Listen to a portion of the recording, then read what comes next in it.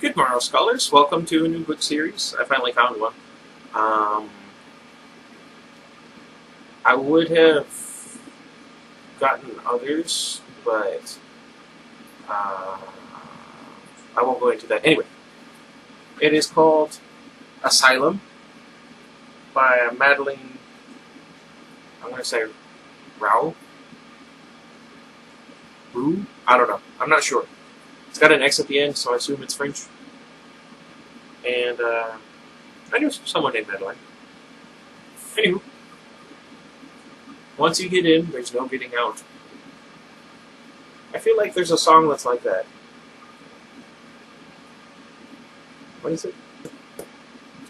Oh well, let me know if you can think of the song. For 16-year-old Dan Crawford, the New Hampshire College Prep program is the chance of a lifetime. Except that when Dan arrives, he finds that the usual summer housing has been closed, forcing students to stay in the crumbling Brookline dorm, formerly a psychiatric hospital. As Dan and his new friends, Abby and Jordan, start exploring Brookline's twisty halls and hidden basement, they uncover disturbing secrets about what really went on here. Secrets that link Dan and his friends to the asylum's dark past. Because it turns out Brookline was no ordinary psych ward, and there are some secrets that refuse to stay buried. Featuring haunting found photographs from real asylums, this mind-bending reading experience blurs the lines between past and present, friendship and obsession, genius and insanity. And don't miss the spine-tingling sequel, Sanctum.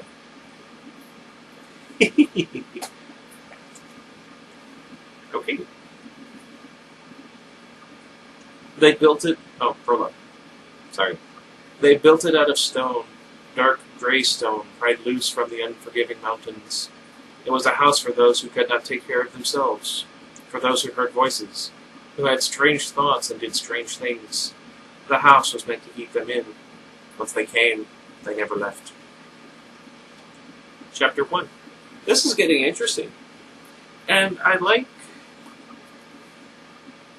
the chapter pages. What do you guys think? And this is the front cover. I don't know if you guys could see it very well earlier.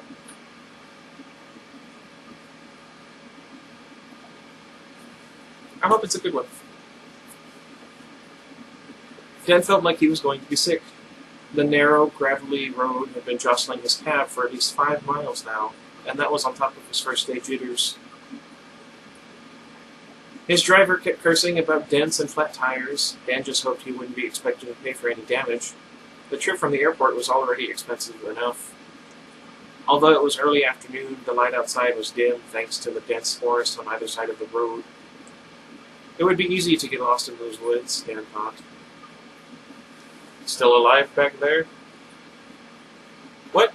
Yeah, I'm fine, Dan said, realizing he hadn't spoken since he'd gotten in the car. Just ready for some even ground is all. Finally, the cab came to a break in the trees, and everything turned dappled and silvery green in the summer sunshine.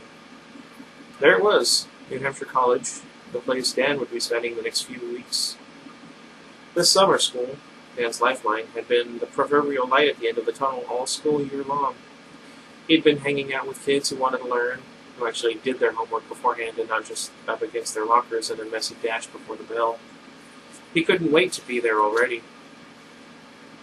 Out the window, Dan saw buildings that he recognized from the college's website. They were charming brick colonials placed around a quad with emerald green grass, perfectly cut and trimmed. These were the academic buildings Dan knew, where he would be taking classes. Already a few early birds were out on the lawn, tossing a frisbee back and forth. How had those guys made friends so fast? Maybe it really would be easy here. The driver hesitated at a four-way stop. Diagonally to the right stood a pretty down-home church with a tall white steeple, then a row of houses stretching beyond, craning forward out of his seat. Dan saw the cabbie flick on his right turn signal. It's left, actually, Dan blurted, sinking back down into his seat. The driver shrugged. If you say so. Dang machine can't seem to make up its mind. As if to illustrate, the cabbie banged his fist on the GPS display bolted to the center of the dash. It looked like the path that it had mapped out for them ended here. It's left, Dan repeated, less confident this time. He wasn't actually sure he knew the way. He had looked up directions ahead of time. But there was something about the pristine little church that stirred a memory. And if not a memory, a gut instinct. Dan drummed his fingers on the seat, impatient to see what he would be living. The regular dorms were being renovated over the summer, so all the college prep students were being housed in an older building called Brookline, which his administration's packet had called a retired mental health facility and historical site. In other words, an asylum.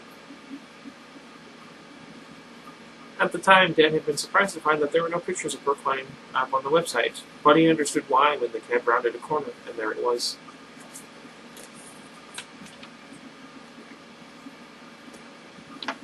I remember when I was a kid, and my mom used to read to me when I was really little, probably there.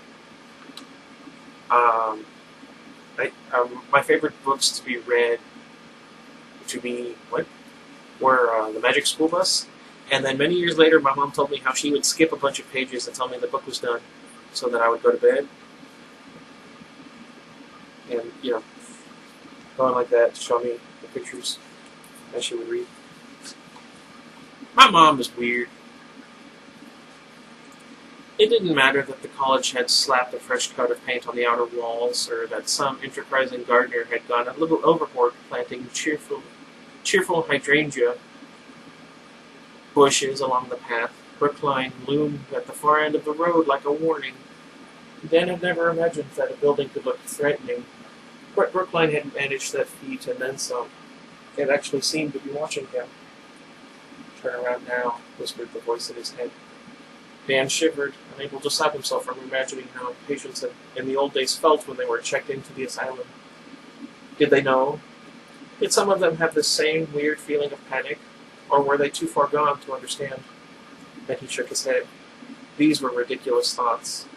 He was a student, not a patient, and as he'd assured Paul and Sandy, Brookline was no longer an asylum. It had closed its doors in 1972 when the college purchased it to make it a functional dorm with co-ed floors and communal bathrooms. "Okay, this is it," said the cab driver, although Dan noticed he'd stopped about 30 feet shy of the curb. Maybe Dan wasn't the only one who got weird vibes from this place. Still, he reached into his wallet and forked over 3 of the 20s his parents had given him. "Keep the change," he said, climbing out. Something about rolling up his sleeves and grabbing his stuff from the trunk finally made the day feel real in Dan's mind. A guy in a blue baseball cap wandered by. It made Dan smile. "My people," he thought. He walked into the dorm. For the next 5 weeks, this was home. Okay, it looks like the chapters are going to be short here, too. So, chapter 2.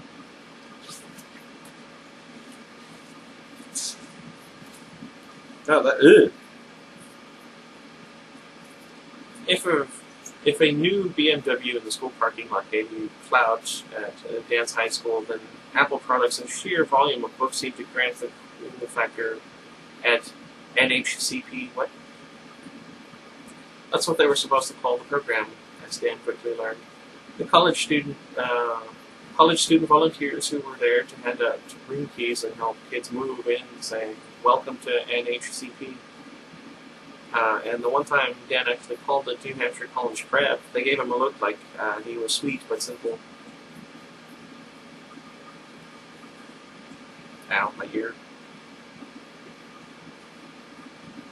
Dan walked up the front steps and found himself in a large entrance hall. The enormous chandelier couldn't overcome the darkness caused by all the wood paneling and overstuffed furniture. Through a grand archway across from the entrance, Dan spotted a wide staircase and halls leading in on either side. Even the students bustling in and out did nothing to dispel the feeling of heaviness. Dan started up the stairs with his suitcases. 3 long flights later, he arrived at his room, number 3808. He discovered that his assigned roommate had already moved in. Or maybe filed in would be more accurate. Books, manga, magazines, almanacs of all shapes and sizes, most tending toward biology, lay in neat, color-coordinated order on the provided shelves. His roommate had taken up exactly half of the space in the room, with his suitcases zipped up and tucked neatly under the closer bed. Half of the closet was already filled with shirts, slacks, and coats on hangers, white hangers for shirts, and jackets, blue for pants. That sounds great.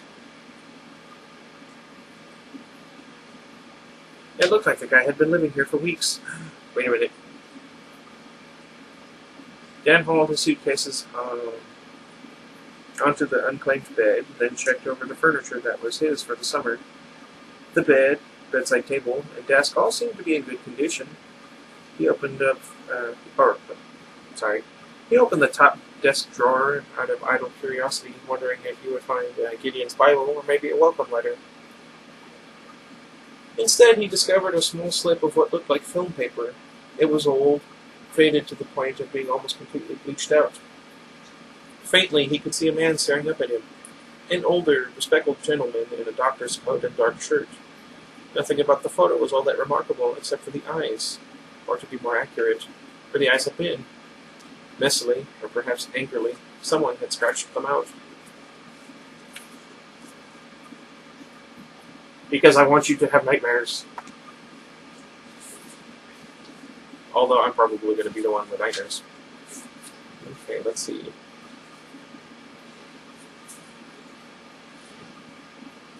Let's see, 28. So 10 pages.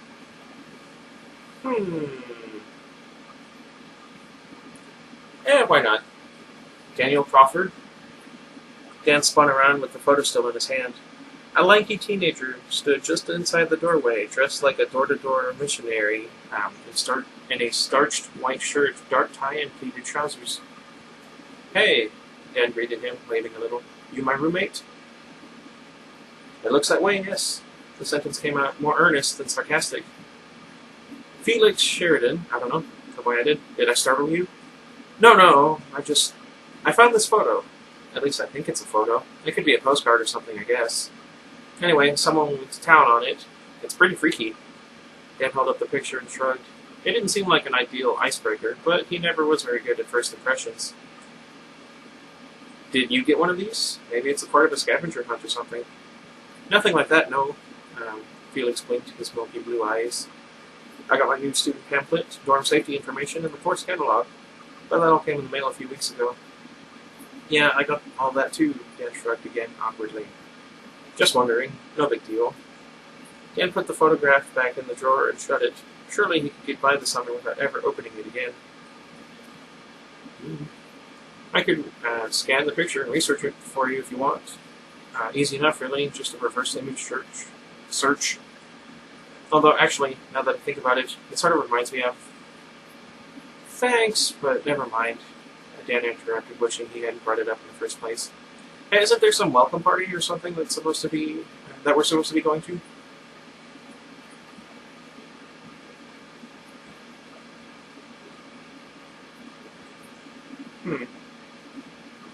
"If you'd allow me to finish," Felix said calmly, then waited an extra uncomfortable beat. "I was going to say that it reminds me of some of the photos downstairs that I found." "Wait, seriously? What do you mean?" Dan couldn't help it. His curiosity was piqued. "There's this abandoned office on the first floor," Felix explained. "It belonged to the old Asylum's warden or something. There were papers and pictures and things just sitting out for everyone to see. The sign down there said it's supposed to be off limits, but the lock on the door was busted." "You actually went inside?"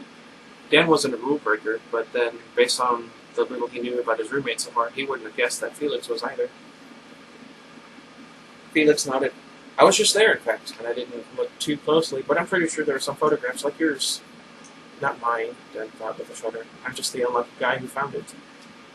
"Maybe you should check it out for yourself, but I have to warn you, the place was pretty unsettling, to put it mildly." Felix didn't seem unsettled, though. If anything, standing there, blocking the doorway, he looked like he was offering Dan a challenge. But Dan had other things on his mind. "So, about the party," he said. "Huh.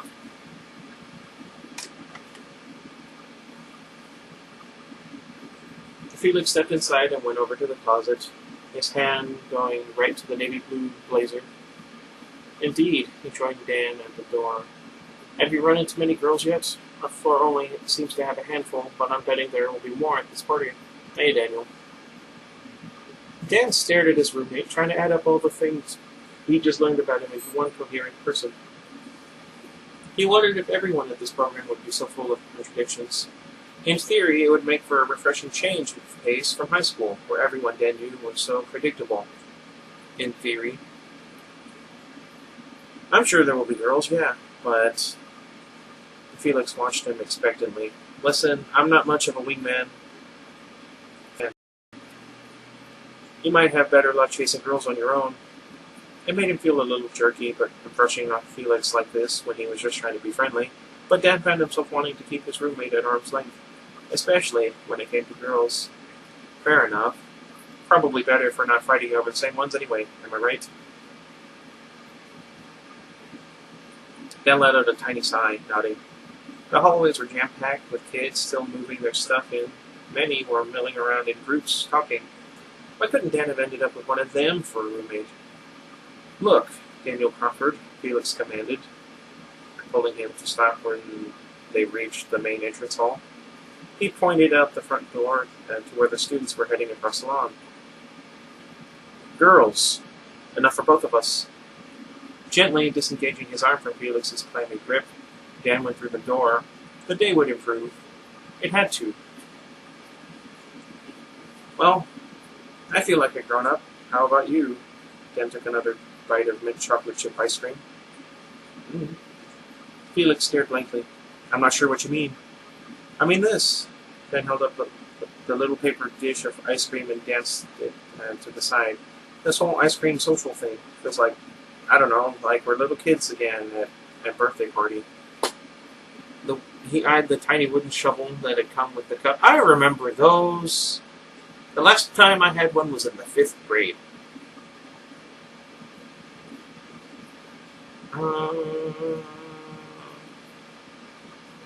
They come with the cup. It only made him feel sillier.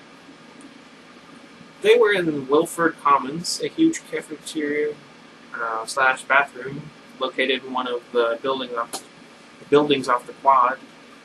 Above them, a domed skylight let in the last traces of sunlight. Becoming dusk gave the room a violent tint, while outside a fog was settling low to the ground. Yes! I don't connect ice cream with my childhood, Felix said. That's probably because you never went to any birthday parties, Dan immediately chided himself. He really had to be nicer, but conversation so far had been hopeless. Personally, I was hoping I'd have a chance to get some advice on which biology classes to take, but I don't see any of the professors associated with... Wait! I think that may be Professor Soames right now. I read his dissertation on the evolution of microbial pathogens. Dan missed the rest of what Felix was saying, all too happy to see him wading through the crowd toward an elderly man in the opposite corner. Sorry. My eye. Still, relieved though he was for the break from Felix, he was now painfully aware of being alone in a crowd. I'm good at that. I am good at that. And my back hurts. I'm going to have to do some stretches. Hoping he didn't look as awkward as he felt. I always do. Dan put another spoonful of the melting ice cream into his mouth. It tasted chalky, like medicine. The unpleasant smell of a burning cigarette wafted in from the open doors leading outside, and Dan felt himself climbing up. Calm down, Dan, you're fine, you're fine. A cold, prickly sweat gathered at the base of his neck. He felt dizzy, and the skylight spun. The whole room spun. He tried to grab the table behind him, but missed and stumbled backward. Any second, he'd hit the floor. A strong hand caught him by the arm and pulled him upright. Whoa! Careful, Slick, or you'll be wearing that ice cream. I don't know. I assumed it would be Jordan, but now I'm confused. So, turns out it was a girl. And I have half a mind to keep that voice. Dan blinked and the world came back into focus. In front of him, still holding his arm, was a girl, petite with large brown eyes and creamy olive skin. Oh no. You guys remember Rue from the Hunger Games? How everyone tried racism because the actress who played Rue in the movie was black? She was wearing a big button-down shirt that had splatters of paint on it over a tank top. Her jeans were ripped, and she had a pair of heavy black boots. Oh no! Shanna! She's back. Thanks, Dan said, checking his own shirt to make sure he hadn't spilled anything. I guess it's just a little too hot in here. She smiled. I'm Dan Crawford, by the way. Dun, dun, dun, dun. Abby Valdez, the girl said. They shook hands. Her grip was strong and warm. Anyway, you said it. Abby snorted and tossed her wavy hair. It fell like a black curtain over one shoulder. Purple and green feathers threaded into the curls. They could at least turn on a fan. Right? So, what do you think of the place so far? Dan said. It seemed like a good, normal question to ask, especially after his decidedly not normal fainting spell. Dr. Oberst always told him that if he felt anxious in conversation, he should just ask the other person questions and let them do the talking for a minute. That is a great idea. But I'm afraid of asking questions because every time I would, people would get mad at me for asking questions. I just can't win.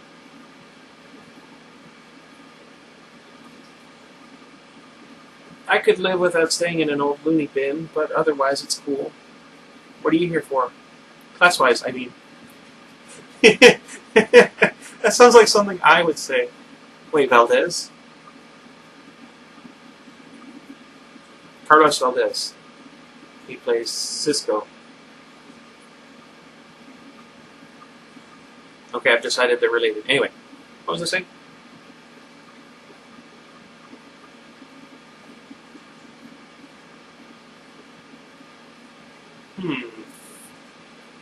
I'm going to study history, mostly, and maybe some psychology. That sounds like me. Ow, my chest.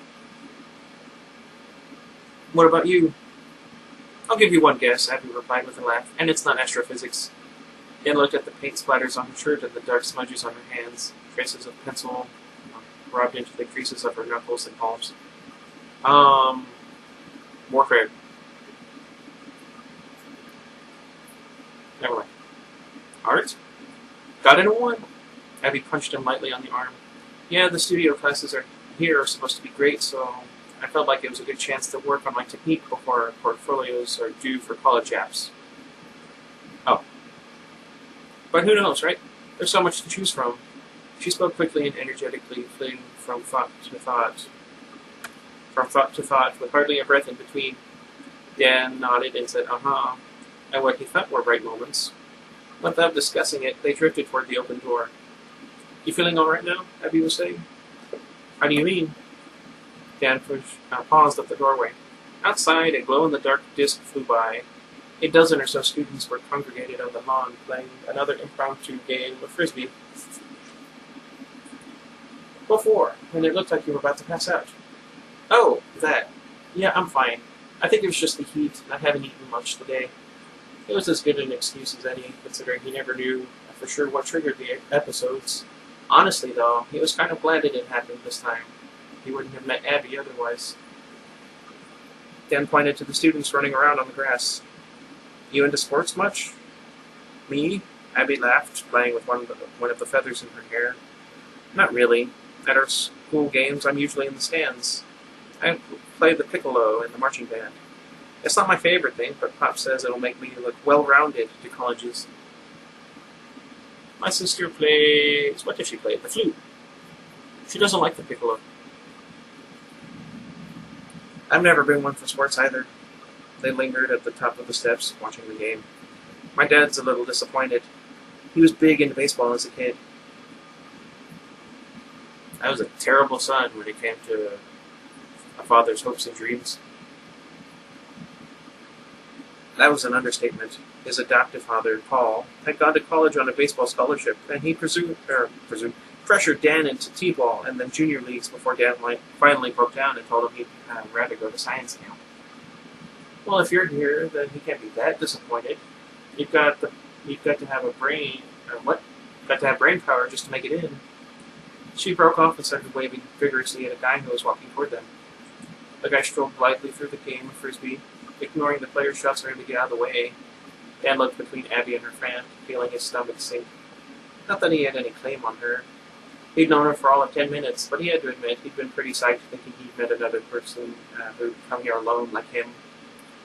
He couldn't help looking at a stranger boy with his broody hair and broody face and cool, broody clothes, and thinking, well, I can't compete with that.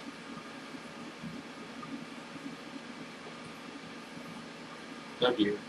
What's up, nerds? Jordan, be nice, Abby said, rolling her eyes. This is Dan. Dan, this is Jordan, and I promise he's not a jerk. Nope, Jordan said, just an a-hole, I'm technically allowed to say. When I was younger, my family and I, we were watching Spaceballs, and that's where, anyway, never mind. So how's it going, Dan? Settling into geek camp, all right? He wore slim, trendy glasses and a shredded green scarf looped loosely around his neck. Oh no, he's one of those guys. Dan envied this kid's perfect 5 o'clock shadow. I will never have that. Something Dan could never emulate, given the way his facial hair grew in patches. My dad still likes to joke that I have too much Native American in me.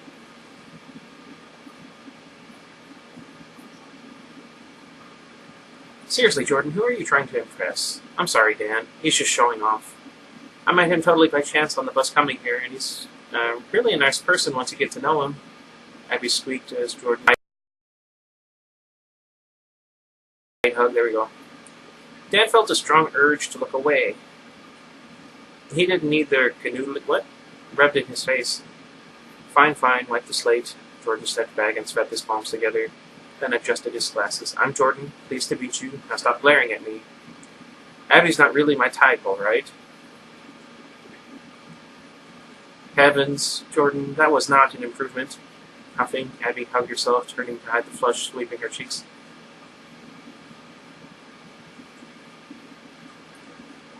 There's so much going on, I'm confused. I'm sorry, Abba-dabba-doo. That is an interesting nickname. It makes me think of the Flintstones, and whose line is it anyway? You're just too easy to tease. Dan must have missed something. Because then the two of them were laughing hysterically, and somehow he'd been knocked 60 miles out of the loop. His confusion must have shown on his face, because Abby raised her eyebrows at Jordan. At Jordan. And Jordan, rolling his eyes, explained in a patient voice that made Dan feel like he was about 5 years old. I'm gay. That's why Abby's not my type. Oh, right, yeah, what? Dan didn't care that Jordan was gay, but he knew anything he might try to say in his defense now would only make him sound like more of a dork. Already, Abby and Jordan had moved on to happy, relaxed banter, and just like that, Dan was an outsider looking in. If they could become such close friends over a single bus ride, surely they'd have no problem making other new friends. Friends who weren't as stiff and clueless as Dan. So, there's a creepy old office on the first floor of our dorm, Dan blurted. His cheeks were glowing. He just knew it. Tiny pinpricks of heat. Were spread across his face as Jordan and Abby quit talking abruptly. They turned to face him in unison. Come again? Jordan prompted, frowning. In Brookline, near the lobby? He didn't want to look too eager, but Abby at least seemed interested. I'm stupid. Where was I? Tilting her head to the side and chewing her lip thoughtfully. Oh no. I think I walked by that. It looked locked up though. Quarantined or something, she said. My roommate, Felix, managed to get inside. He said it was totally open. It sounded like something cool to check out. You know, maybe after hours? It wasn't until the last bit came out of his mouth that he realized how strange the proposition sounded. Inviting them to creep around after dark when he hardly knew them. Jordan seemed to read his mind, shaking his head and playing idly with the fringy end of his scarf. The bravado he'd shown just moments ago was gone. Sounds against the rules. I don't mean to be lame, but I'm not looking to get kicked out. Not on the first day. Well, not ever, but definitely not on the first day. He said it was unlocked, Jordan. That hardly sounds off limits, Abby put in. She offered Dan a bright smile. I think it sounds interesting, and I'm always looking for inspiration. I bet there are all sorts of vintage goodies hidden in there. There are photographs, Dan said, before Jordan could rain on the parade again. Felix said there are a lot of photographs. Photos, even better. I love old black and whites. And she was elbowing Jordan, who still didn't look too keen to give in just yet. It was just open. Are you sure? He asked. Dan nodded. According to my roomie, anyway, and he doesn't strike me as the exaggerating type. He said there was a lock, but it was broken. Talk about Max, Abby said. And weird, Jordan added, rubbing up his elbows as if suddenly cold. I'm not sure, Abby. This sounds more up your alley. I'm not into all that macabre stuff.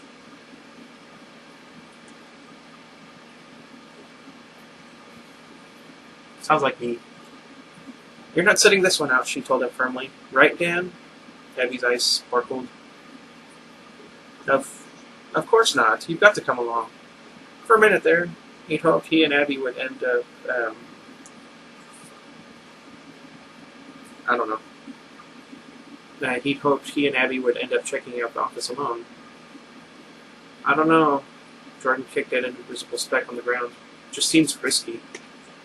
He did have a point. No matter what Dan said about the broken lock, he was pretty sure the room was supposed to be off limits, and if they did get caught and kicked out as Jordan feared, Dan would never forgive himself. Worse than having his own summer ruined, he'd be responsible for ruining their summers too. Wouldn't that make a good first impression?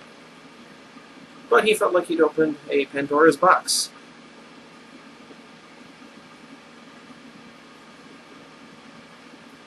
Anyway, what was I saying?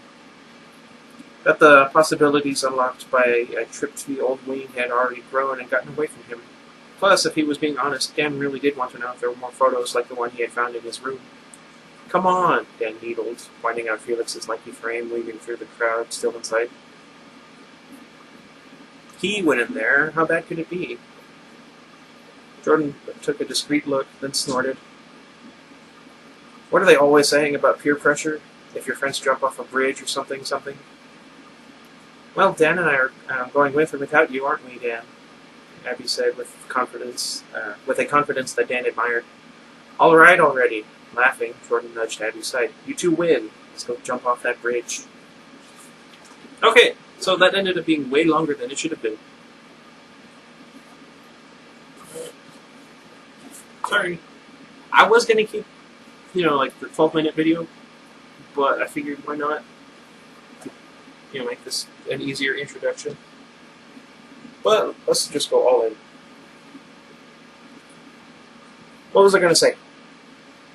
I'm not sure. I hope you guys will like this book. I think it kind of reminds me of Survive the Night. A little bit of that. My hair is going poofy all of a sudden. I don't know what happened. What was I saying? Okay. But it reminds me a lot of Survive the Night. It looks like there's a lot of setup going on here. But these characters are actually interesting, so I'm not that upset by it. Plus, I see a bit of myself in two of them. Abby, not so much. Although I know an Abby from work. I don't think she likes me much. Anyway, let me know what you guys think. So do you think this is going to be something supernatural, or is this going to be some dude who never left the asylum? Or is it going to be something paranormal? Oh, that'd be a fun thing to do. A video on the differences between paranormal and supernatural. Let me know what you guys think, how you guys feel about that.